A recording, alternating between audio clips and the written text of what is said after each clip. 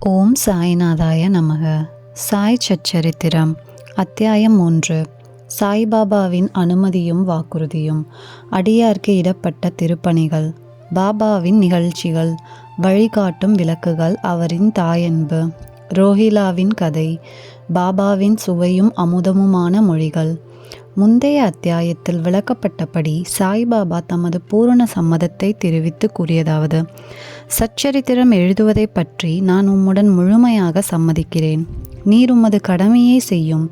சிறிதளவும் அஞ்சாதீர். என் மொழிகளில் நம்பிக்கை வையும். என்னுடைய லீலைகள் எழுதப்படுமானால் அறியாமை அகழும். அவைகள் கவனத்துடனும் பக்தியுடனும் கேட்கப்படுமானால் இவ்வுலக வாழ்க்கையின் உணர்வு தணிந்து பக்தி, அன்பு ஆகியவற்றின் வலிமையான அலைகள் மேலெழும்பும். என்னுடைய லீலைகளின் ஆழத்தில் ஒருவன் முழுகுவானானால் அவன் ஞானம் என்னும் விலை மதிப்பில்லாத முத்துக்களை எடுப்பான். இதை கேட்டு இந்நூல் ஆசிரியர் மிக்க மகிழ்ச்சியடைந்தார். உடனே தன்னம்பிக்கை உடையவராயும் பயமற்றவராயும் ஆனார். இப்பணி வெற்றிகரமாக நிறைவேறியே தீர வேண்டும் என்றும் எண்ணினார். பிறகு சாமாவிடம் திரும்பி பாபா கூறியதாவது: ஒருவன் என் நாமத்தை அன்புடன் உச்சரிப்பானானில் நான் அவனுடைய ஆசைகளை பூர்த்தி செய்து அவனுடைய பக்தியை அதிகப்படுத்துவேன். என் வாழ்க்கையையும் செயல்களையும் ஊக்கமுடன் இசையாக பாடுவான் ஆயின் அவனுக்கு முன்னும் பின்னும் எல்லா திக்குகளிலும் சூழ்ந்திருப்பேன். என்னிடம் உள்ளத்தையும் உயிரையும் ஒப்புவித்த அடியார்கள் இந்நிகழ்ச்சிகளை கேட்டதும் இயற்கையிலேயே மகிழ்வெய்துவர். நம்பிக்கையுடன் என் லீலைகளை எவனாவது இசைப்பான் ஆயின் அவனுக்கு எல்லையற்ற பேரின்பத்தை நல்கி என்றும் நிலைத்திருக்கும் திருப்தியையும் அளிப்பேன். எவன் என்னிடம் பூரண சரணாகதி அடைகிறானோ, எவன் என்னை விசுவாசத்துடன் வணங்குகிறானோ, எவன் என்னை நினைவில் இருத்தி நிரந்தரமாக தியானம் புரிகிறானோ அவனை விடுவிப்பது எனது சிறப்பியல்பாகும். என் நாமத்தை உச்சரிப்பவர், என்னை வணங்குபவர், எனது நிகழ்ச்சிகளையே வாழ்க்கையை பற்றியும் எண்ணி இவராக என்னை நினைவில் இருத்தி இருப்பவர்கள் எங்கனம் உலகப் பொருட்கள், உணர்ச்சிகள் இவைகளில் கவனமுள்ளவர்களாக இருக்க முடியும். சாவின் வாயினின்றி எனது அடியவர்களை நான் வெளியே இழுத்து விடுவேன். எனது கதைகள் கேட்கப்பட்டால் எல்லா நோய்களும் விலகும். எனது கதைகள் மரியாதையுடன் கேட்டு அவற்றை எண்ணி தியானம் செய்து கிரகித்து கொள்ளுங்கள். இதுவே மகிழ்ச்சிக்கும் திருப்திக்குமான மார்க்கமும் ஆகும். என் அடியவர்களின் பெருமையும் அகம்பாவமும் அற்றுவிடும். கேட்பவரின் மனம் அமைதிப்படுத்தப்படும்.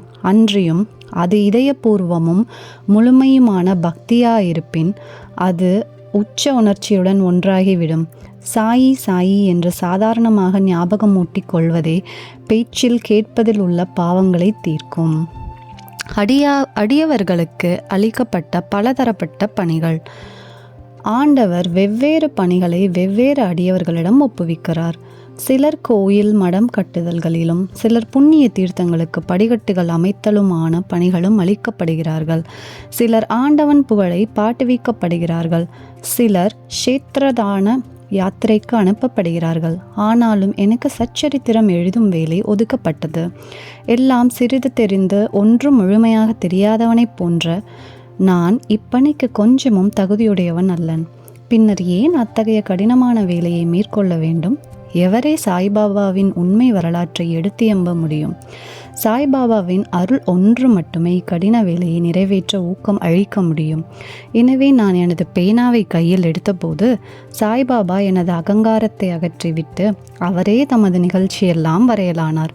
ஆதலின் இந்நிகழ்ச்சிகளையெல்லாம் விவரிப்பதன் பெருமை அவரையே அடைகிறது, என்னை அல்ல. பிறப்பில் மறைவனாக இருப்பினும் ஸ்ருதி ஸ்மிருதி என்ற 2 கண்கள் தேவையுள்ளவனாகவே இருந்தேன். எனவே சச்சரித்திரத்தை எழுதவே இயலாத நிலையில் இருந்தேன். ஆனாலும் ஆண்டவன் அருள் ஊமையை பேச வைக்கிறது, முடவனை மலையை கடக்க செய்கிறது. அவரின் விருப்பப்படி காரியங்களை செயற்படுத்தும் தந்திரத்தை அவர் ஒருவரே அறிவார். புல்லாங்குழலோ ஹார்மோனியமோ எங்கன மொழி எழுப்பப்படுகிறது என்பதை அறியா. இது அவற்றை வாசிப்பவனே சார்ந்தது.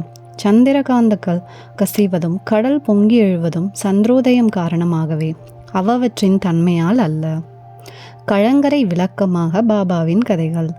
படகுக்காரர்கள் பாறைகள், அபாயங்கள் இவற்றிலிருந்து விலக்கி பத்திரமாக பயணம் செய்வதற்காக கடலின் பல்வேறு இடங்களில் கலங்கரை விளக்கம் கட்டப்படுகிறது. சம்சாரம் என்னும் சாகரத்தில் சாய்பாபாவின் கதைகள் அத்தகைய பயனை நல்குகின்றன. அவைகள் அமிர்தத்துக்கு சுவையூட்டுகின்றன. நமது உலக பாதையை மிருதுவாகவும் கடப்பதற்கு எளியதாகவும் ஆக்குகின்றன. ஞானிகளின் கதைகள் ஆசிர்வதிக்கப்பட்டவைகள். நமது செவிகளின் வழியாக உள்ளத்தினுள் புகும்போது சரீராபிமானம் அல்லது அகங்காரம் துவைத உணர்ச்சி மறைகின்றன. நம் உள்ளத்தில் அவைகள் தேய்க்கப்படுமானால் சந்தேகம் பறந்தோடும். சரீரத்தின் பெருமை உணர்ச்சி கீழே இறங்கும். ஏராளமாக விவேகம் சேகரிக்கப்படும். பாபாவின் தூய புகழை விவரிப்பதும் அதையே அன்புடன் கேட்பதும் அடியாரின் பாபங்களை அளிக்கும். கிருதயுகத்தின் ஆன்மீக பயிற்சியானது சமதமாம். உள்ளம், உடல் இவற்றின் தனித்தன்மை. திரேதாயுகத்துக்கு தியாகம், துவாபார யுகத்துக்கு வழிபாடு, கலியுகத்திற்கு இறைவனின் புகழையும் நாமத்தை மிசையாக பாடுவதும் ஆகும். கடைசி பயிற்சியானது 4 வருணத்தை சேர்ந்த எல்லாருக்கும் உரியதாகும். மற்ற பயிற்சியான யோகம், யாகம், தியானம், தாரணை ஆகவே பழகுவதற்கு மிகவும் கடினமானவை. இறைவனது புகழை செவிமடுப்பது மிகவும் எளியதாகும். நாம் நமது கவனத்தை அவைகள் மீது திருப்ப மாத்திரமே வேண்டும். இவைகளை கேட்பதும் கதைகளை பாடுவதும் புலன்கள் அவற்றின் பொருட்கள் மீதுள்ள உறவை நீக்கி அடியவர்களை பற்றறுத்தவர்களாக்கி முடிவில் ஆன்ம உணர்வுக்கு வழியமைக்கும். இக்குறிக்கோளையே கருத்தில் கொண்டு சாய்பாபா சச்சரித்திர மிருதா எனும் அவரது கதைகளை எழுத செய்தார் அல்லது உதவி செய்தார். அடியவர்கள் இப்போது இக்கதைகளை எளிதாக படிக்கவோ கேட்கவோ செய்யலாம். அஞ்ஞானம் செய்யும் போது அவரை தியானம் செய்க. சாய்பாபாவின் தாயன்பு. தன் இளங்கன்றை பசு எங்கனம் நேசிக்கிறது என்பதை யாவரும் அறிவர். அதன் மடி எப்போதும் நிறைந்திருக்கிறது. கன்று பால் வேண்டி மடியை முட்டும்போது தடையின்றி பால் பெருக்கெடுக்கின்றது. அங்ஙனமே தாயாரும் தக்க தருணத்தில் தன் குழவியின் பசியை அறிந்து முளையமுது தந்து ஊட்டுகிறாள். குழந்தைக்கு ஆடை அழகுற அணிவிப்பதிலும் சிறப்புற சிங்காரிப்பதிலும் முக்கிய கவனம் செலுத்துகிறாள். குழவி எதை பற்றியும் அறிவதும் இல்லை, கவலையுறுவதும் இல்லை. ஆயின் தன் குழந்தை நன்றாக உடையுடுத்தப்பட்டு அலங்கரிக்கப்பட்டிருப்பதை கண்ணுறும் தாயின் மகிழ்ச்சிக்கு ஒரு எல்லை இல்லை. தாயன்பு விசித்திரமானது, அசாதாரணமானது, பற்றில்லாதது, இணையில்லாதது. தமது அடியவர்களிடம் சத்குருவும் இத்தகைய தாயன்பு காண்பிக்கிறார்கள். இத்தகைய அன்பை சாய்பாபா என்னிடம் கொண்டிருந்தது. அதை பற்றிய நிகழ்ச்சி கீழ் வருமாறு. நான் அரசாங்க வேலையிலிருந்து 1916ஆம் ஆண்டில் ஓய்வு பெற்றேன். கௌரவமாக என் குடும்பத்தை நடத்துவதற்கு எனக்கு தீர்மானித்து தரப்பட்ட பென்ஷன் போதவில்லை. குரு பூர்ணிமா அன்று நான் ஷீரடிக்கு சென்றிருந்தேன். அங்கு திரு அண்ணா சஞ்சீனிகர் அவராகவே பாபாவிடம் வந்து எனக்காக கீழ் வருமாறு வேண்டினார். தயவு செய்து அவரை அன்புடன் நோக்குங்கள். அவர் பெரும் பென்ஷன் அறவே போதாது. அவரது குடும்பமோ வளர்ந்து வருகிறது. அவருக்கு வேறு வேலை ஏதும் கொடுங்கள். அவரது சிந்தா குழந்தனை தீர்த்து அவரதை மகிழச் செய்யுங்கள். பாபா பதிலளித்தார். அவர் வேறு ஏதாவது வேலை பெறுவார். ஆயின் இப்போது அவர் எனக்கு பணி செய்து மகிழ்ச்சியாய் இருக்க வேண்டும். அவரது உணவு எப்போதும் நிறைந்திருக்கும், ஒருபோதும் காலியாயிராது. அவர் தனது கவனம் அனைத்தையும் என்பால் திருப்பி நாத்திகர்கள், மதப்பற்ற அற்றவர்கள், கொடுமையாளர்கள் இவர்களின் கூட்டுறவை தவிர்த்து எல்லாரிடமும் பணிவாகவும் அடக்கமாகவும் இருந்து உள்ளத்தாலும் உயிராலும் என்னை வணங்க வேண்டும். இதை அவர் செய்வாராகில் அவர் எல்லையற்ற பேரின்பத்தை அடைவார். எவருடைய வழிபாடு உபதேசிக்கப்பட்டு இருக்கிறதோ அந்த நான் என்பது யார் என்னும் வினாவுக்கு சாய்பாபா என்பது யார் என்னும் குறிப்பில் முன்னமே இந்நூலில் குறிக்கப்பட்டிருக்கிறது. ரோஹிலாவின் கதை. எல்லோரையும் அரவணைக்கும் சாய்பாபாவின் அன்பை ரோஹிலாவின் கதை நமக்கு காட்டுகிறது. உயரமாகவும் வாட்டசாட்டமுமாக காளையை போன்ற வலிமை உடையவனாகவும் உள்ள ரோஹிலா என்பவன் ஷீரடிக்கு வந்தான்.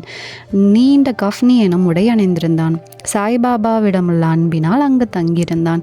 இரவும் பகலும் கல்மாவை, திருக்குரானின் பாடல்கள் சப்தமாகவும் கொரூரமாகவும் ஒப்பித்து அல்லாஹூ அக்பர் என்று கத்துவான். ஷீரடியில் பெரும்பாலான மக்கள் பகல் எல்லாம் தங்களில் வயலில் வேலை செய்துவிட்டு இரவு வீட்டிற்கு திரும்பும்போது ரோஹிலாவின் குரூர இரைச்சல்களாலும் கத்தல்களாலும் வரவேற்கப்படுகிறார்கள். அவர்கள் தூங்க முடியாமல் மிகுந்த தொல்லையும் அசௌகரியமும் அடைந்தனர். மௌனமாக இத்தொந்தரவை சில நாட்கள் பொறுத்திருந்து அவர்களால் இனிமேல் பட முடியாத இத்துயரம் என்னும் நிலை வந்தவுடன் பாபாவை அணங்கி இதை கவனித்து ரோஹிலாவின் தொந்தரவை நிறுத்தும்படியும் வேண்டிக் கொண்டனர். பாபா அவர்களின் வேண்டுதல்களை கவனிக்கவில்லை, மாறுபாடாக அவர்களை கடிந்தார். அவர்கள் தங்கள் வேலைகளை கவனிக்கும்படியும் ரோஹிலாவை கவனிக்க வேண்டாம் என்றும் கூறினார். அவர் மேலும் ரோஹிலாவுக்கு சாந்திபி என்னும் மிகவும் கெடுதலான மனைவி ஒருத்தி இருக்கிறாள் என்றும், அவள் உள்ளே வர முயன்று ரோஹிலாவையும் தம்மையும் தொந்தரவு செய்வதாயும், ஆனால் ரோஹிலாவின் பிரார்த்தனைகளை கேட்டவுடன் அவள் உள்ளே நுழைய துணியவில்லை என்றும், ஆதலால் அவர்கள் மன அமைதியுடனும் மகிழ்ச்சியுடனும் இருக்கிறார்கள் என்றும் கூறினார். உண்மையில் ரோஹிலாவுக்கு ஒரு மனைவியும் கிடையாது. அவனுக்கு மனைவியாக பாபா குறிப்பிட்டது துர்புத்தி, அதாவது கெட்ட எண்ணங்களாகும். ஏனெனில் வேறதை காட்டிலும் கடவுளிடம் வேண்டிக் கொள்வதிலும் முறையிட்டு பேரிரைச்சல்கள் செய்வதையும் பாபா விரும்பினார். அவர் ரோஹிலாவின் பக்கம் இருந்து ரோஹிலாவின் இரைச்சல்களையும் கூக்குரல்களையும் பொறுத்து கொள்ளுமாறு அவை சீக்கிரம் மறைந்துவிடும் என்றும் கூறினார். பாபாவின் இனியதும் அமிர்தத்தினையொத்த வார்த்தைகளும். ஒரு நாள் மத்தியானம் ஆரத்தி முடிந்த பிறகு அடியார்கள் தங்கள் இருப்பிடங்களுக்கு திரும்பிக் கொண்டிருந்தார்கள். அப்போது பாபா கீழ்கண்ட அழகான அறவுரையை விடுத்தார். நீங்கள் எங்கு வேண்டுமானாலும் இருங்கள், என்ன வேண்டுமானாலும் செய்யுங்கள். ஆனால் இதை ஞாபகத்தில் வைத்துக் கொள்ளுங்கள், நீங்கள் செய்வது அனைத்தும் எனக்கு தெரியும். நான் அனைவருடைய அந்தரங்க ஆட்சியாளனாக இருதயத்தில் அமர்ந்திருக்கிறேன். இந்த உலகின் கண் அசையும் அசைவற்ற சர்வ ஜீவராசிகளையும் நான் அரவணைக்கிறேன். இப்பிரபஞ்சம் என்னும் தோற்றத்தை நானே கட்டுப்படுத்துபவன், ஆட்டுவிப்பவன். எல்லா வர்க்கங்களின் மூலமாதான் நானே. முக்குணங்களின் கூட்டுறவும் நானே. நானே எல்லா உணர்ச்சிகளையும் உந்துபவன், படைப்பவன், காப்பவன், அழிப்பவனுமாம். என்பால் கவனத்தை திருப்புவனை எதுவும் துன்பம் விளைவிக்காது. ஆனால் மாயை என்னை மறந்தவனை ஆட்டி உழுக்கும். எல்லா பூச்சிகள், எறும்புகள் கண்ணுக்கு தென்படுபவை, அசையக்கூடிய அசைய முடியாத உலகம் எல்லாம் என்னுடைய உடம்பு அல்லது உருவம் ஆகும். இத்தகைய அழகான விலை மதிப்பற்ற மொழிகளை கேட்டு இனிமேல் என் குருவை தவிர வேறு யாருக்கும் நான் பணிவிடை செய்ய போவதில்லை என்று என் மனதில் நான் தீர்மானித்தேன். அண்ணா செஞ்சினிகரிடம் பாபா விடுத்த பதில், அதாவது நான் ஒரு வேலை பெறுவேன் என்னும் எண்ணம் என் மனதில் சுழன்றது. நான் அங்கனம் நிகழுமா என்று எண்ணிக்கொண்டிருந்தேன். எதிர்கால நிகழ்ச்சிகளை கண்ணுறும் போது பாபாவின் வார்த்தைகள் உண்மையாயின. நான் ஒரு அரசாங்க உத்தியோகத்தை பெற்றேன், ஆனால் அது குறுகிய கால அளவுடையது. பிறகு நான் சுதந்திரம் அடைந்தேன். என் குரு சாய் பாபாவினுடைய சேவைக்கு என்னை பூரணமாக சமர்ப்பித்தேன். இவ்வத்தியாயத்தை முடிக்கும் முன்பாக பல்வேறு இடைஞ்சல்களான மடி, தூக்கம், மனது அலைதல், உணர்வுகளுடன் உறவு இவற்றை விட்டொழித்துவிட்டு தங்களுடைய முழுமையும் சிதையுமற்ற கவனத்தை இந்த சாய்பாபாவின் கதைகளுக்கு அளிக்கும்படி இந்நூலை பயில்வோரிடம் நான் வேண்டிக் கொள்கிறேன். அவர்களது அன்பு இயற்கையானதாக இருக்கட்டும். பக்தியின் ரகசியத்தை அவர்கள் அறியட்டும். மற்ற பல சாதனைகள் புரிந்து களைப்படைய வேண்டாம். ஒரு எளிய மருந்தை அவர்கள் பற்றட்டும், அதாவது சாய்பாபாவின் கதைகளை கேட்பது. இது அவர்களின் அறியாமையை அளித்து அவர்களுக்கு முக்தி நல்கும். ஒரு உலோபி பல்வேறு இடங்களில் தங்கினாலும் தன்னுடைய புதைக்கப்பட்ட செல்வத்திலேயே சதா சிந்தனை உள்ளவனாக இருப்பதைப் போல் சாய்பாபா நம் அனைவரின் உள்ளம் என்னும் அரியாசனத்தில் வீற்றிருக்கட்டும். அடுத்த அத்தியாயத்தில் சாய்பாபாவின் ஷீரடி விஜயத்தை பற்றி கூறுகிறேன். ஓம் ஸ்ரீ சாயியை பணிக. அனைவருக்கும் சாந்தி நிலவட்டும். இந்த வாசிப்பை கேட்ட அனைவருக்கும் சாய்பாபாவின் அருள் கிடைக்கட்டும். ஓம் ஸ்ரீ சாய்நாதாய நமக. இந்த அத்தியாயம் 3 எனக்கு பிடிச்ச வரினா, நீங்கள் எங்கு வேண்டுமானாலும் இருங்கள், என்ன வேண்டுமானாலும் செய்யுங்கள், ஆனால் இதை ஞாபகத்தில் வைத்து கொள்ளுங்கள், நீங்கள் செய்வது அனைத்தும் எனக்கு தெரியும். நானே அனைவருடைய அந்தரங்க ஆட்சியாளனாக இருதயத்தில் அமர்ந்திருக்கிறேன் அப்படின்னு பாபா சொன்ன இந்த வரிகள் தான். உங்களுக்கு என்ன வரி பிடிக்கும்னு கமெண்ட்ஸில் சொல்லுங்கள். அடுத்த அத்தியாயத்திற்கு எங்களுடன் இணைந்திருங்கள். இந்த வீடியோ உங்களுக்கு பிடிச்சிருந்தா சேனலுக்கு சப்ஸ்கிரைப் செஞ்சு உங்கள் ஃப்ரெண்ட்ஸ்க்கும் ஷேர் பண்ணுங்கள். ஓம் சாய்ராம்.